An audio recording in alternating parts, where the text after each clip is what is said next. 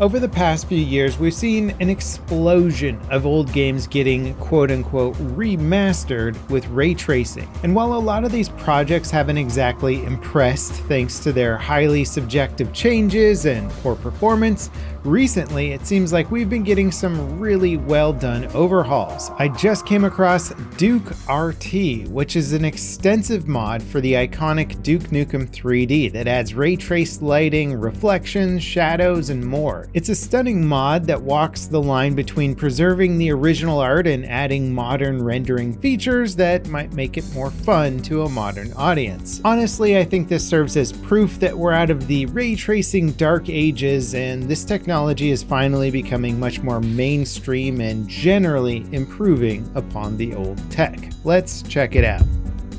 So Duke RT is a fan-made fork of Rays, which itself is a fork of Build Engine games, which were based on the GZ Doom Engine technologies, if you can follow that technology path. And for a while, it's been one of the most popular ways to play classic boomer shooters like Duke Nukem, Blood, and Shadow Warrior. It was published on GitHub by its creator back in April, and since then it's gotten several major updates. The latest update includes some big optimizations, plus the first iteration of a volumetric smoke system that is not that well optimized, but it does look cool. Duke RT also includes an optional voxel mod you can install with it, though the mode massively complicates all the in-world objects and eats up some considerable performance. I ended up disabling the voxels just because it kind of made me miss the sprite art of the original game. Now, first impressions of Duke RT are, well, I'm impressed. In the early to mid 90s, most game engines relied on the developers to create convincing lighting, well, by hand. They had some automations, but it was much more of an art than a science back then. And it wasn't till a bit later where baked lighting and other lighting technology became a bit more mainstream to make things look better. So it's all the more impressive how good Duke Nukem 3D's original lighting actually looks. It holds up quite well despite the massive limitations of the engine. But Duke RT takes those limitations and throws them out the window. The developer used NVIDIA Render Interface, which is a tool that essentially gives you low-level access to how a game is being rendered in a modern API like Vulkan or DirectX 12. That said, the dev here really is doing the heavy lifting, creating all new systems, materials, lighting setups, and more. This is unlike how NVIDIA RTX Remix works, which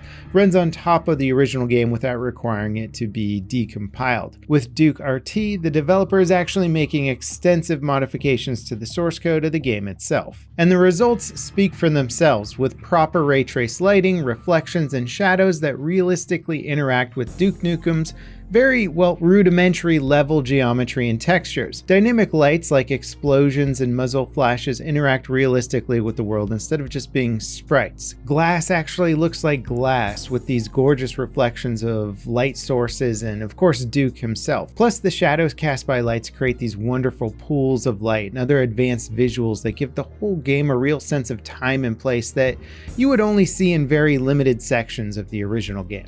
Now, some of the more eye-catching things that stood out to me were simple but very impressive things like the light reflections on the floor of the video screens in this shall we say, video rental store in the second level. In the original version of Duke, there's basically just a static light value applied to the whole room, and the leap in rendering is just massive by comparison. There's also some subtle things that seem to go a long way here, like this rotating sushi sign casting a dynamic shadow on the ground below that's just entirely absent in the original.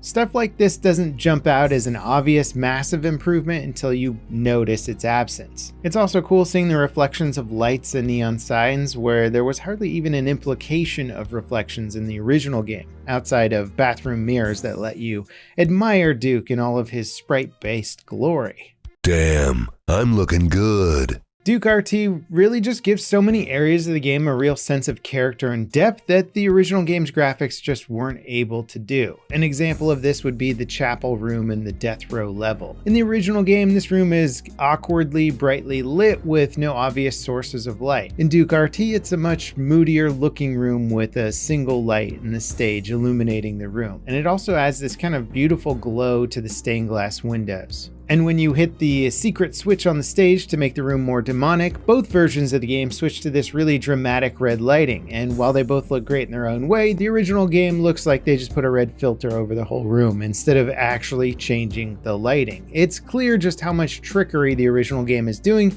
to give you this impression, while the new RT experience is changing the actual lighting physics. Another fantastic example of this is the Toxic Dump and the Abyss levels. The original versions of these levels are impressive on a technical level for their time, and the Abyss even features this cavern area with a cool effect of the sky casting a shadow onto an opening in the natural roof.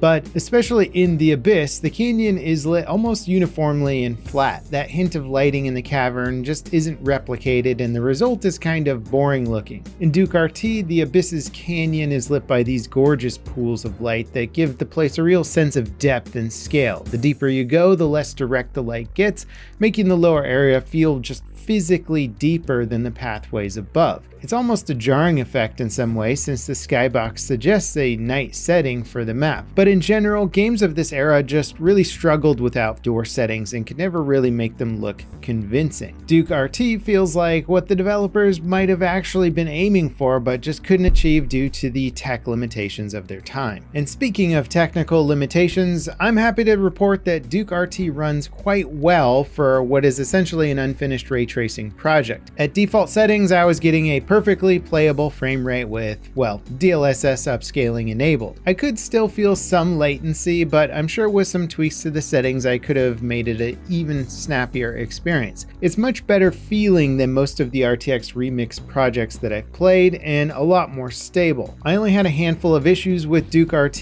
like enemy sprites going invisible or levels not loading properly after I had skipped around loading different levels multiple times. A simple restart of the game fixed these issues. And with, well, remix mods, I mean, half of the time I spend covering them was just getting the things to run in the first place, which I didn't have an issue with this. Now, with any sort of RTX mod or complete lighting overhaul for a classic game, you're opening up the project to interpretation. Is the new lighting better? Is it how you would have lit things?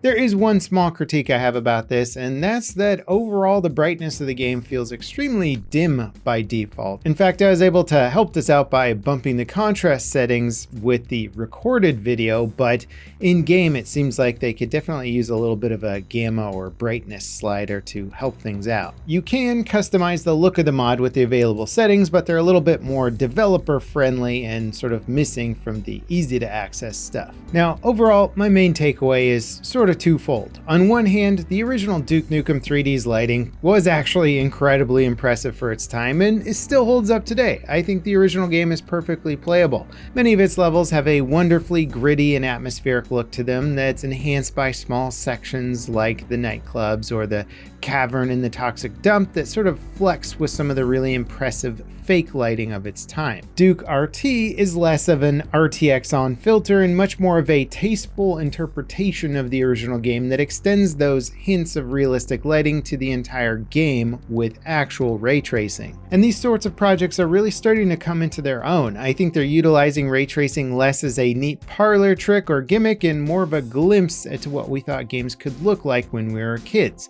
They still require a ton of artistic understanding and artistic intent when implementing properly. Otherwise, they're just going to look like somebody who knows nothing about lighting is flipping a switch, and then the game's not going to look any better. This is by far one of the most polished and impressive ray tracing mods that I've ever checked out, and I think it's worth your time. I'll leave a link for it in the video description. As always, guys, thank you so much for watching. If you want to see some behind the scenes on what it's like to make your own video game, check out the latest devlog for C-Beams, a spaceship game that I've been making for a little over 2 years now. Having a blast with it. I think you'll enjoy, and I'll see you next time. This is Level Cap signing off.